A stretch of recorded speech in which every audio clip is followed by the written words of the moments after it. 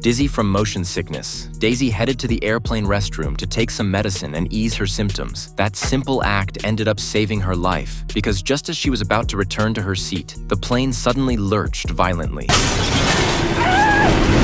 She had no idea how much time passed before she regained consciousness. When she finally came to, the restroom was in total disarray. Panicked, she tried to find out what was happening outside, but the door wouldn't budge. With no other choice, she braced herself on the floor and kicked the door open with both feet. The moment she stepped out, a chill ran through her entire body. Everything outside was covered in snow and ice. It was clear Daisy's plane had crashed. Debris from the aircraft was scattered across the snowfield. While she was still reeling from the shock, she noticed a figure moving in the distance. She ran toward it, only to see that the person was badly injured. Moments later, he died before her eyes. To keep herself from freezing, Daisy grabbed a coat from the wreckage and kept searching for survivors. But not everyone had been as lucky as she was. Inside the shattered fuselage, passengers were frozen in place. Horrified, Daisy called out at the top of her lungs. To her surprise, someone answered. She rushed toward the voice and found a man lying in the snow. Out of the entire plane, only the two of them had survived. From that moment on, they could only rely on each other to find a way out. But with night falling and no sense of direction in the blizzard, they retreated to the ruined restroom, huddling together to endure the freezing night. The next morning, the snow finally stopped. After gathering what little supplies they could, they set out. Eventually, after a long trek, they reached the edge of the mountain range. The only way forward, though, was down a sheer cliff. They had no choice but to cling to the rock face and slowly climb their way down. For Daisy,